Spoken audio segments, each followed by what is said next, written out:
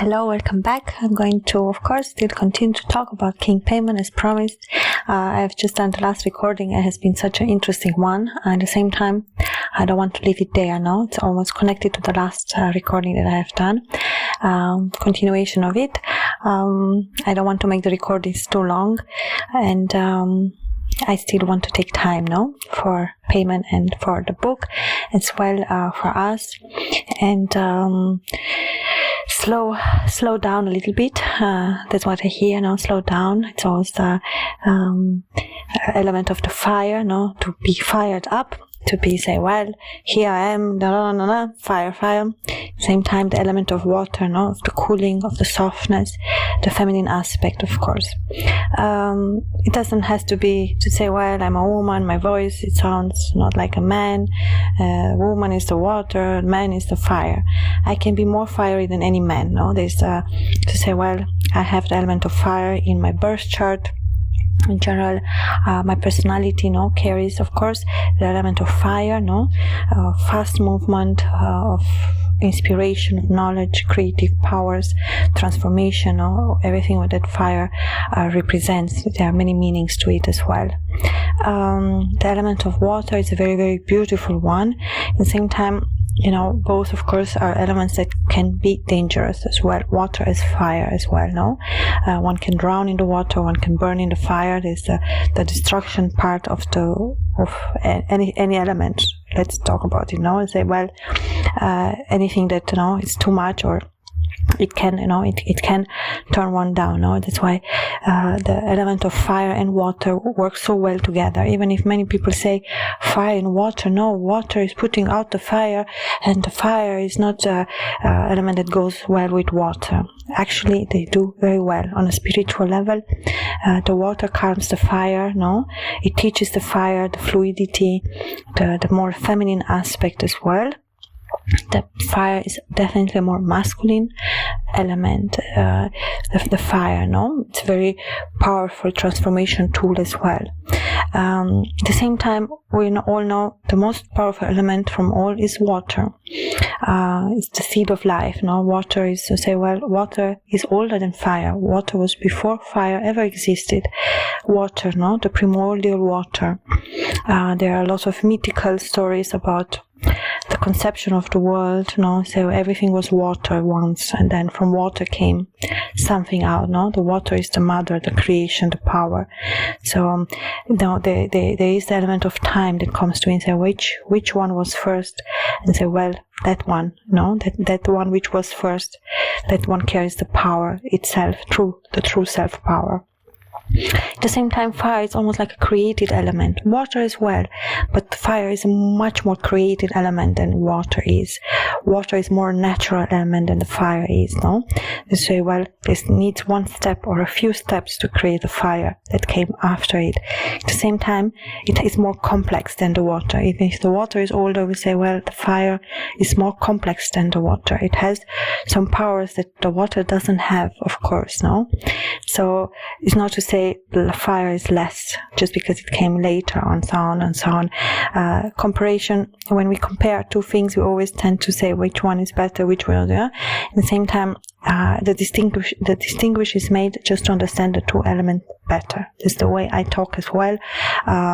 You know, sometimes I express a feeling or I talk in a certain way, and the meaning behind it, the way I talk, is to transfer a lesson or some type of meaning, or it has meaning why my voice sounds like that, or it has a meaning why I have more fire or more water when I talk about it. It is for the purpose of the exercise or for the thematic. It fits with the thematic I'm talking about as well, no?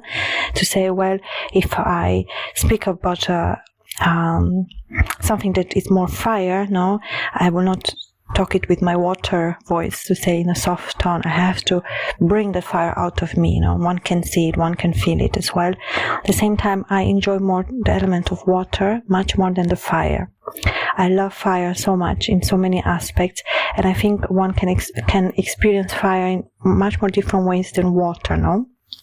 to say, well, when I was little, I would love to hear the wood crack, and I will sit in my bed in the night and I will watch for hours the flare of the fire, of the cracking wood, up on the ceiling. It was almost like a game, like a theater of shape and shadows and light of the fire moving, and the sound is so beautiful, but the element of water is something, I am a water sign as well. I have a lot of water and fire in my chart. It's quite pretty much equal in my chart as well. I have 4 planets in water sign and I have 4 planets in fire, so I have mostly fire and water. I have some earth as well, air, of course. In the birth chart, if one wants to look, we all carry all the elements and we all have the different 12 signs. Some repeat themselves and say, well, this is more fire and this is more water, But I, since I was born, I'm much connected to fire and water, and very, very, very, very connected to the earth, very much. That's my first element, to be honest. The earth, the ground, the animals, the insects, everything that the plants, the flowers, that's like my number one, and I want to say, well, water and fire came after, it's like fire definitely later, and maybe the element of fire scared me at first, it's always, well, it was necessary, it was the lesson that fire teaches, and it has taught me to be careful, one has to be careful. The same with water as well. There's the element of, well, it has to fit. At the same time, earth, it's much more giving. It's a element that is it represents growth, and it's almost like when one is in this element, in the nature somewhere, something walking in the wood or forest or some hill, and you see the earth and you see the plants, the insects, can be anything. It gives a certain type of calmness to one's soul, and it almost like stops time in some certain way. It definitely does. It's almost you're observing something, or earth is showing you something that is very beneficial. It's very, very beautiful. I would still like to, of course, talk about Paimon. And many times when I push play record on my phone for these recordings, I honestly don't necessarily have a thematic in mind. I like to let it free. I like to see if it's the same way, to be a surprise for me as well. It's almost like, well, I find a point, I want to talk about it, I go with it, ride a horse as long as I can, or as long as I want, and then I stop, and I can move on to something else. There's always the element of change as well that comes with the elements, which is a very beautiful thing, because if I was to do the same thing, I will get easily bored. And I do enjoy the element of fire. I'm very good in directing the fire, the inner fire. It's the element of creation. It's extremely beautiful to me. I love to watch fire, like wood or campfire. I absolutely adore it. Or even if at home I just have a little candle, I love to, to see it, to enjoy it. Sometimes meditate on it.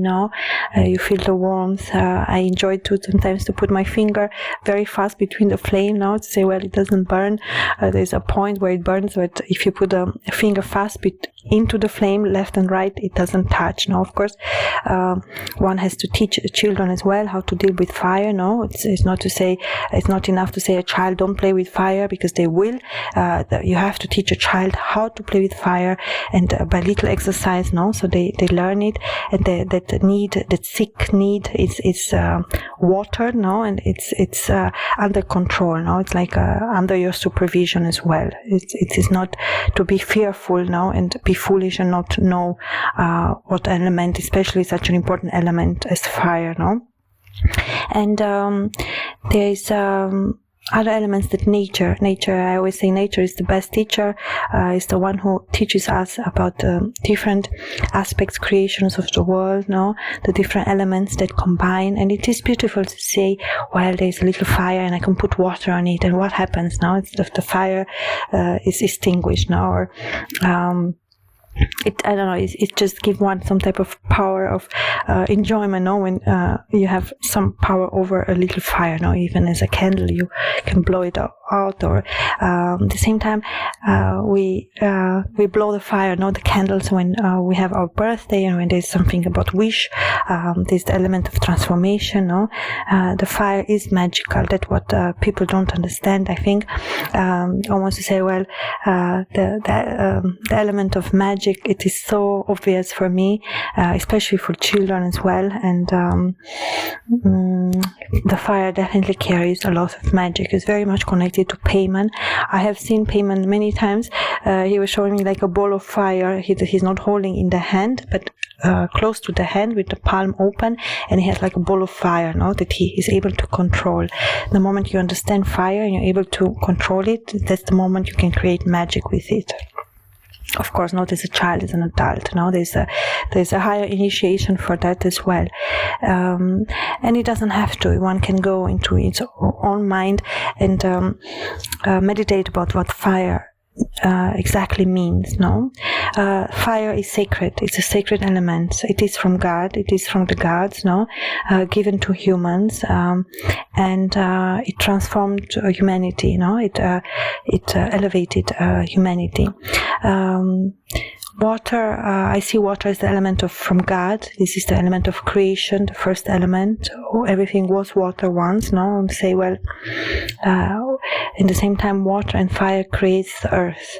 If you imagine a volcano, you have the fire, you have that lava, which lava is not fire, it's lava, and then when a volcano explodes, the lava comes out from the depth of the earth, from the core, deep into the earth. It's created, it's that pressure, it's that heat, then it explodes, comes out in a volcano, and then it almost like goes as water goes, but the moment it touches the water, it creates earth. That's how Earth is created, the continents and so on, through the element of water and fire or lava, Of course, fire can be transformed in something else than fire, as well as water can be transformed in other elements, still being that element, but there is always the element of transformation. The same water can be ice, or can be snowflake, or can take into a different shape and form, the same as fire as well. At the same time, fire and water are not elements which are easy to connect, and the moment that Paimon shows his ability to work with the fire, and at the same time element of water has been it's always connected to Paimon as well, through the camel, through the dromedare. Even the desert is connected to the water. And there's the element of the water that I have seen in his chamber. There's the sound of water dripping. Why? Because the element of water, it represents life. It's the seed of life. At the same time, if you look at a drop of water, it is the same shape as the seed, because it is called the seed of life. It is true, and it is shown into its physical form. Okay, this is to say, the idea of something is seen, if it's true, is seen into the physical form of the shape or any other elements. Say, well, if I was to take a lot of time and just talk about water, and I will find a lot of elements that connect, and I will find a lot of truth in that, through the symbolistic of it, of how it is connected to all the other elements. And I have spoken in other recording about the element of the mirror, which is very much connected to Paimon. And mirror is made from water and fire. It is made through fire. If we will not have the element of fire, we will not have mirror. And it is pressed sand. It is a pressed sand, and the sand is too created by the water. And it's luscious. It is the smooth surface as the mirror as the water has. We can even see ourselves into the surface of the water. It is as a mirror, and then in the creation of the mirror itself as a physical product or object, it is created, as I've said, through fire, through water, through the elements and through the things that we have to create as humans, to create a mirror. It is made in this way. It is pressed sand. And there's always the element of shine, the shyness of the water, the shyness of the, he always shows me like black or something that is shining, I won't say, well, it's ready, it is the perfection, it's a perfected form, the mirror, it's something, it's more than a mirror. A mirror is not only a mirror. Humans say, well, it is a mirror. It is a mirror, of course. We see each other. I see myself in the mirror. I brush my hair. It's a mirror. Oh, another mirror. Oh, another mirror. But if I was to think about what mirror represents, or if I was to speak in a spiritual or meditative or any type of exercise, how I can use the mirror magic, then one can, go further on that journey as well, if one wishes. There's no necessary need to do one thing or another. One always has to follow on path, on intuition, on beliefs, and not focus so much, as I said in the other recordings, what others does or what others believe. The seeker knows that its own path is the one worth walking on, and that's the path that he feels is correct and right for him. And I still don't understand why people love to mess with others' path and say, well, it's wrong path, how can you believe that, when they are actually not even going on their own path, and say, well, if you're focused on your path, then I will be focused on mine, and we'll have no problem to talk about. And if it's not a thematic that interests you, then you can stop listening. There's no need to jump the horse and start a fight or try to contra-argument. Well, I believe it's foolish, even if many people say, well, we have to argumentative because that's the way we can understand the truth. You fight with me, I fight with you, and we're going to see who's winning, and who's winning is going to be the truth and only the truth. And it is almost like it's like a crusade, one sword with the other, and we are fighting, and we are just losing energy, and actually we're just doing nothing beside fighting and trying to, that's why it's not my way. I just want, as I said, my path clear, and I'm very straightforward into my path, into the things that I decide and I want to hear. And there's a lot to be told. There's not enough to be said. There's enough information. There's enough things in the world that one can find interest in. It doesn't have to be this one, same as mine. At the same time, the beautiful thing happens is that there are, of course, others who have the same, or I have found, or others find me, that there's the same thematics, or the same interest, or the same revelation, or the same interest, or whatever we want to call them. There's a correspondence between my voice and between you, There's a connection. It's not even about time or distance. It's just let's call it sympathy, To say, well, it's a feeling when someone is talking and say, well, I do understand you actually, even if it seems a little out there, or it seems you speak my language, you resonate with me, you understand me, And it's the same feeling when I was to travel in a country and it's a language so far away from mine and I will not understand it.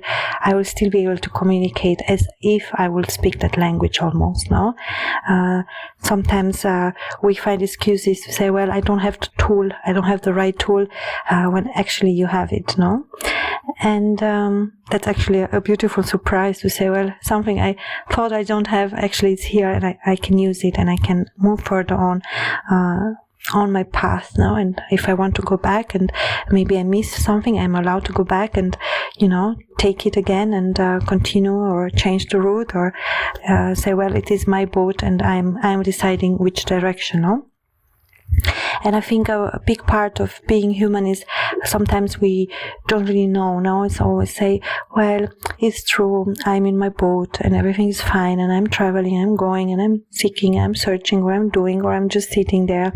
And sometimes one does question oneself, which direction am I going in the right direction? Is this what I want? Is this foolish? There's always a voice that second doubts. I have that too. It's always, well, I'm just rambling around. It doesn't make any sense. No one will ever resonate with it. It's so far away. Or maybe there's a sky full of stars, but the star that I see and I connect, it's so far away that maybe other people cannot see it, or it is just right here, but is it the right star? Should I focus on that? Should I, there's always element of choice. And sometimes we choose something, but then we change, we say, well, actually it did fit then, but it doesn't fit now. That's why we're allowed to change. That's the beautiful thing. We're allowed to change our mind. We're allowed to and it's not about being wrong or right. There's another way to say, well, it was wrong, and say, no, it was right at that time. Even if it seems wrong now, it's actually it's going to be right thing in the future, no? So I would say they somehow work together. Another thing what I believe is that to receive guidance and not to be scared to say, well, even if I'm alone, no, I can still receive guidance, and the way I like to receive guidance is, of course, from my family or friends or people I love. There's always I take their words and their experience as true and honest and honorable as mine. No, I don't second guess themselves. I almost say, if I second guess, I will second guess myself. I give myself the freedom to second guess, which seems strange, but actually I think it's a positive thing. And in the same time, there are some things I don't second guess. I know, and I simply know. There's inner knowledge, and that's the beautiful key that we all carry inside. And say, I know. I simply know. Yes or no, or maybe I will let it open. Maybe I will find the truth later.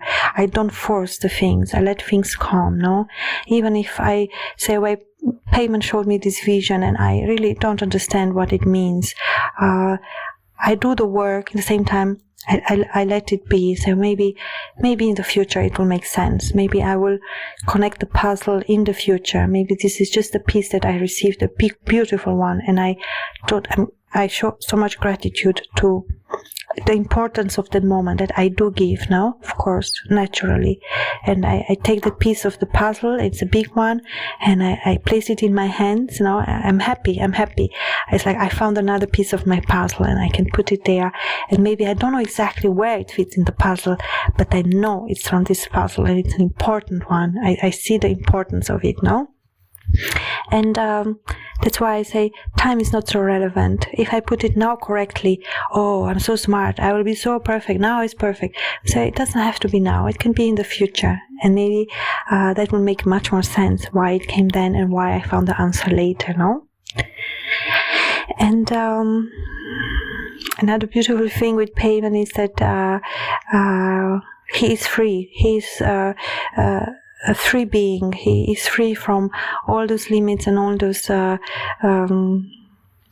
doubts, second guessings, third guessing, fourth guessing. At the same time, well, I do like to guess, and it's no problem if I'm wrong. Sometimes I enjoy being wrong as well. It's not I have to be right. Oh, I always have to be right. If I don't have it right, it means that I'm a loser. I don't know. I'm foolish. I didn't learn enough. I'm not going to punish myself. No, somehow by not knowing, it's the beautiful aspect from where knowledge can come. No, if I let it free and I accept it. So, well, I don't know. I really don't know. And when I was a child, many times when the adults will ask me something, I will not give an answer. I almost didn't understand the role of language. I didn't take language so seriously because I saw people, I saw them, I saw my family. I accepted everything they said as it is. I didn't feel the need to talk back, or it's like my own love language, no? It's almost like I listen, and I don't have to prove them anything. I don't have to ask. My answers were always given in silence. My seeking was always by myself in silence. That's how I have been as a child as well.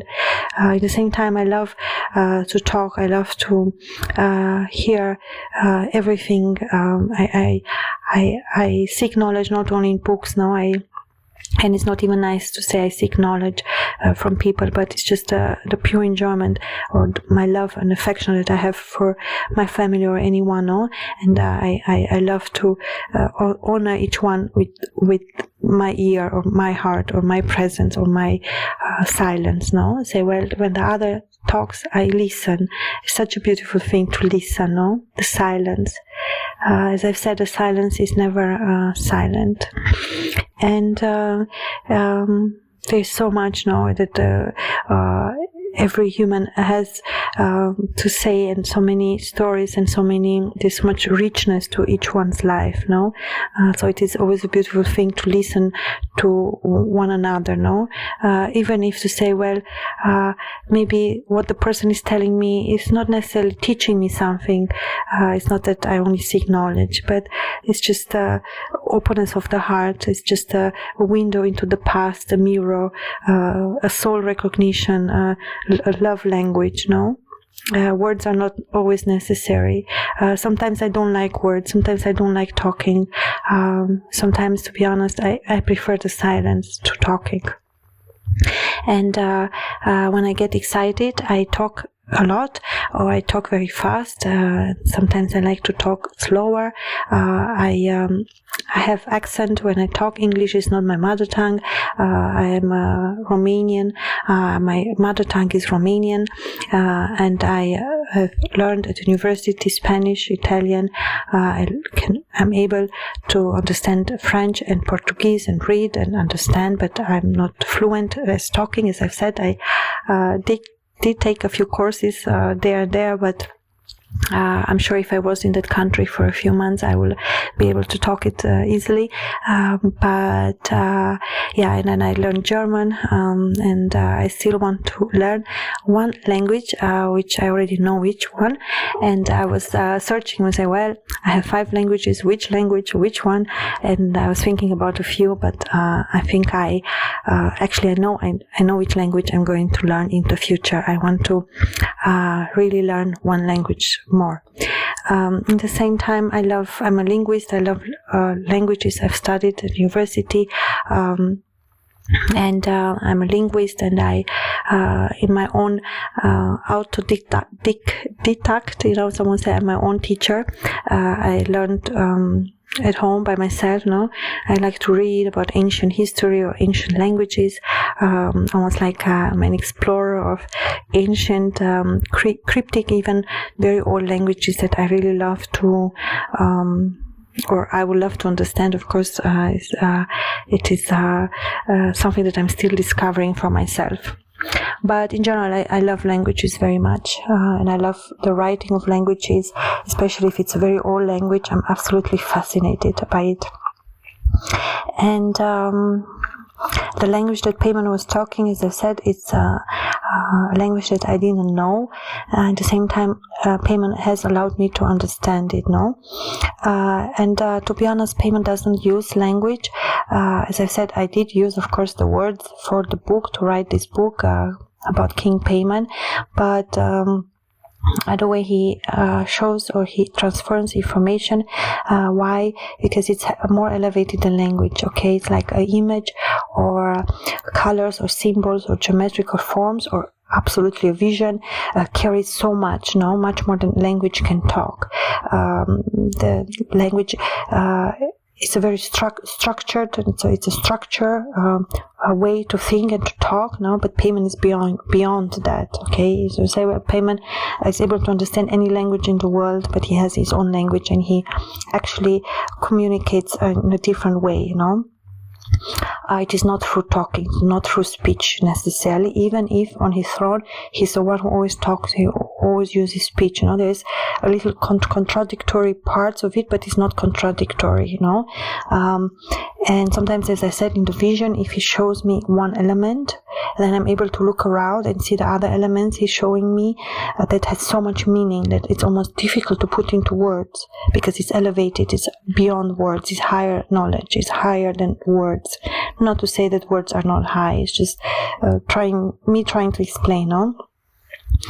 I don't like so much up and down to say, well, this is more, this is less, but it's just so to say, even language can be cryptic, no? Even language can carry a lot of meaning, and it's so important. Language is one of the most important things, no, for humans, and I absolutely adore languages. But the way Paimon communicates is through visions, and that's the way he sends the message, no, and that's the way he teaches. That's his way, that's his choice, no. It's not about right or wrong, or it's not. So I do love ancient languages. This is something that I have discovered a few years ago, and almost to say, well, when one is brave and one does the work and follows the steps and follows the road, of course it's not only one road. When I speak about my language skills or my language studies, or how I have been born, I have been a child who hasn't spoken much, because the inner wisdom, the inner voice is so much rich than words. Sometimes words fail short a little bit now, or sometimes words can feel misunderstood. Maybe I felt misunderstood as a child, and I learned not to respond, not to give back. I learned to accept what they were saying, almost to say, that's the way I show my love. I'm a good girl. I'm going to do exactly what they want, of course, because it's correct. So, and I did correct. And my inner silence, my inner world, my inner voice, my inner language it got rich, much more rich by me not talking, no? I was a child who had difficulty to talk. First I didn't talk, and then when I started, I had my own words, which is very typical for children. It's actually a sign of intelligence, of good nature. It's nothing to be worried about. A child is able to be free and decides when they want to talk and what they want to talk. They should never be forced to talk in any way, or to respond. If you say something to a child, it doesn't respond. They did through the silence. That's another language that one knows and still reminds. If you go back when you're a child, you know that you talk through silence, no? And later one learns to express themselves. I had difficulties to write. It took a little exercise, but I managed very well. And at this point in my life, 20 years ago, I even in school, even before, I had to write a lot, and I love calligraphy and I love to write. I have very beautiful writing, and I can write in different ways, and so on and so forth. I even learned to type at the typewriter when I first wrote my book, my first poetry book. It was a manuscript, and I have written it all on a typewriter, which I bought, which I really love, because my mom it's a dactylograph, and we had that old typing machine at home, and I knew she was able to type, and I find it so beautiful. To be honest, I find it so sexy. And you can type now, and you have the words, letters on the paper, but it's really hard work, because you have to learn to go fast, but you should not make mistakes, of course. So it takes some type of error, until you have some type of success. But the success is always sweet then. But mostly I like to write on computer. I write on my phone. I work on my books on my phone as well, or on my laptop. But I like handwriting. That's my thing. I like drawing. It's just beautiful. It's just simple. It's just very calming. And I like that since I'm a girl. I was born in Romania, and to be honest, we didn't have money. We didn't have toys. We didn't have sweets. We didn't have clothes. We didn't have many things. I mean, we had, but not really. And I will save a little money, and I would love to go in the shop to buy myself a pen. That will be my joy for today. So when I look back now, it's like at that time I didn't see it anything than me just going there in the shop and wanting to buy paper and pen. But that's the beautiful thing. When one looks at its own life backwards, one sees all the signs and all the preparation it took for me to be able to be in this position, for me to be able to write a book, for me to be able to be a writer and so on and so forth. No, it has been a choice, of mine. And sometimes the choices we make are not conscious. It is conscious, it's a higher conscious, that's the thing. But it's not necessarily, I'm 12 and I'm thinking I'm going to be a writer and now I have to play the part, no? Someone has brought me there, so like I brought myself there, and I had to realize for myself, no, who I am or who I want to be in this lifetime. I could have chosen different paths, and each path would have been correct. Some I refused because I thought, well, I would have liked to be a doctor, but I cannot. Maybe next lifetime, maybe never. Maybe I will never be. Maybe it's not something I could ever do or want to do, no. It has to do as well the connection to my own soul. Say, well, my soul is more tender in that way. I said I am brave, but there's a sensitivity to my own soul, no? And say, well, the things that I enjoy to do when I was a child has opened the doors, has shown me my real self, has shown to me who I truly am, because I cannot be closer than I am ever than to whom I was, as I've said, as a child. No, that's my purest form. That's my closest me being close to myself. In the same time, later on, so well, I grown up, I'm an adult, I am still as close as I've been always to myself, even more enriched and more experienced and more knowing different aspects of my own personality, of my own being, no? To say, well, if I was born in some way, I have developed other skills, or I have developed other strengths, or I have developed other elements, let's call it like that. Not to say the silence is weakness or the pureness is weakness, no? This always, it did happen, no? It's always the perception of others. I say, well, you're so soft-spoken, you know, or you look this way, this means that you are like that, when the truth could be far away. And I don't mind the opinions of others, because I know the opinions of others tell me about themselves. At the same time, of course, I do care, but I don't change myself for others. No, I don't dance after their own beat. I tend to dance after my own, and I've always been the same way. And I've had a few lessons as well too.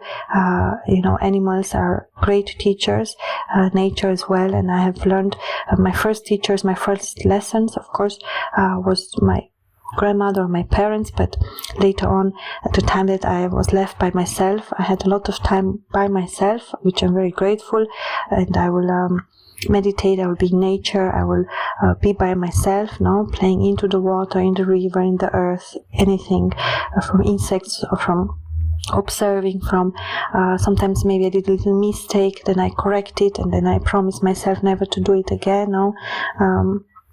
And there's always a little bit of sacrifice that nature does for us to teach us, no? And one learns to love nature and to appreciate for what it is, no, and not and go soft and be soft and be careful and not be blind to what is around and under the feet or left, right, no, and say, well, I am a dreamer, but actually I'm very aware about my environments. No, I have learned since I'm a little girl to stay close home, no, to keep safe, to enjoy, but at the same time I needed the connection to home. I never went by myself far away. There are some places where I didn't go because I knew I should not go. Even if no one told me, I didn't go, no? There's always a moment, there's always the right moment when I can enter the door, if I ever decide. And sometimes some things were blocked. Someone say, well, I was not allowed. There was a higher force or something to say, no, they are not. And I, of course, accept. I always listen. That's always I did since I'm a child. My grandma always said to me, listen, and, do as I say. And of course, I always did. It's almost a very sweet emotional part. that connects me to my grandmother, who has taught me so well, and I have listened and I have followed her steps, as well of my mother, of my father, the people who, or my sister, or any person in my family. One can learn and one can, honor their own wisdom towards myself. In the same time, the wisdom I was carrying it, or the things that I was carrying, were not easily understood by others. And sometimes I will say things as children do. I will say to my sister, remember the time when I was big and you were little. And I still don't know until this day what I meant. But I knew I was very little, maybe I was 4 or 5. And my sister is 2 years older than me. And I will tell her, do you remember the time when I was big and you were little? Almost to say, and I didn't find a correspondence that my sister will understand or will follow my lead. What are you talking about? She didn't understand. But it's almost like I knew something secret no one knows. There's always a feeling of that. There's always an inner world of mine that I have no problem to talk about, but just a feeling that others will not be interested in, I kept it to myself. There's enjoyment. I always had enjoyment since I'm a child to keep things to myself. There's a beautiful part of, yes, this is my own experience now, and I feel very free when no one is there around me. That's where I feel good, but I always need a connection to the other as well. And I have learned in time even more to enjoy the companion or the words of, or almost like releasing myself from my own silence or from my own world, and connect with others and be able to resonate. But the first years have definitely felt very much on my own, at the same time very much taken care of and very much safe, of course, as well. There's always a beautiful thing. Now my grandmother has given me some type of freedom, as I've said. At the same time, she was extremely careful where I will go. She will look for me. She even now tells me the stories where I will walk up the river, and she will call for me. And I actually heard her, but I didn't come back. I was so focused on playing into the mud, into the water. I didn't want to come back, and I didn't understand her worry, that she was actually worried where I am, and I would just not respond because I was so child, I was so little. Maybe I will find it funny. I don't know what was in my mind. And of course she found me. I was not far away from home. So I knew I was safe, but she didn't know. So that's every time I see her, she always tells me the story. But after that, I never did it. I was both my grandmothers. I would say, "Mama, Grandma, I would like to go there with friends somewhere." She'll leave me short, but she always make sure I come back at home, that nothing happens. She always had a strong eye on me, and I think it's very beautiful and very correct. So of course. So the element of the river, of the water, of all the elements that we talk, at the same time of the fire that I was talking, they're all elements from my childhood, and it's a beautiful thing to have time for oneself as a child, and to be kept in this safe oasis of enjoyment of the own self, getting to know oneself slowly through time, not being in a rush, experiencing different parts of different elements for a certain type of amount of time or type, And then it's always the element of going back home, and feeling that safety, being home, not being worried, and then going outside and then experiencing maybe again and again and again. I have that element of repetition as well. It's like, well, if yesterday I enjoyed playing in the river, tomorrow I will do it again, and third time I will do it again, and maybe or maybe depending on the situation, I will change. I will go into the woods. But the element of silence in the nature, that silence of nature, which is not silence, it's almost like a song, it's like a hum. There's always the sound of nature around, and it's absolutely gorgeous. I find those sounds one of the most beautiful sounds I can hear. I love the sound of water. I love the sound of the fire, of the ice. When it was winter, we will play outside and crack the ice and play with our feet into the water, the splashing water, the feeling of the earth. Or I will find a bug. I really love insects, and I will be fascinated by it. And I will, of course, very slowly, I will observe it and different ants or different bugs that jump, or for a child it's all fascinating. And to be honest, until this day it's the same fascinating for me, and I think it will always be. There's element of magic, of fascination, of the beauty of the world, of nature, or the people, the family, or friends, the loved ones, or the beauty of childhood that always reminds oneself of how safe and how loved and how beautiful these elements all combined are. And of course, as a child, you know how to enjoy, and it's a good thing to be silent. There's always a difference between talking, meditating, reading, writing, talking, or just in general being in silence.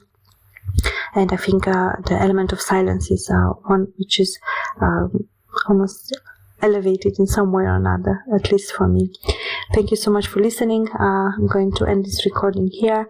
I will continue to talk another time about different elements, about the book, King Paimon. This has been a little bit different, the recording, but other recordings I talk about other things. I talk about the book. The book is called King Paimon, the Lord of the Endless Silence, the Lord of the Abyss, and it is written by me, Anais Giulia. You can find it on Amazon internationally if you're interested to buy it, or other books for me. As I said, I have approximately 20 books that I'm trying to publish now, and I still have 10 that I'm still working to publish very soon. And at the same time, as I always say, King Paimon is my masterpiece. It's the book that I will always continue to talk about gladly. It is a book that connects me to different parts of my history, of my memory, of my experience, as a child, as an adult, as a writer or not a writer, doesn't even matter. But there's always an element of beauty and magic that combines one, or at least myself, with the book, and towards my own experience, past, present, and future, that of course are connected to each other, as in each one's life. There's answers in the past, there's answers in the present, and there are a lot of answers, of course, in the future. And there's always some type of repetition, but always in different shape, different form. I want to say not one thing is the same, and that's the beautiful aspect of it. At the same time, there's as the exercise with the mirror, there's only one you, there's only one self, there's only one point, the one real mirror. The others are reflections. Not to say the others are not real, but there's the one main point. The others is almost to say the experience, the reflection, the outer part. But we almost say maybe in the next recording we are going to go back to the exercise with the one mirror and see what other things we can get out of that exercise as well. Thank you so much for listening. All the best to you. Until next time. Bye.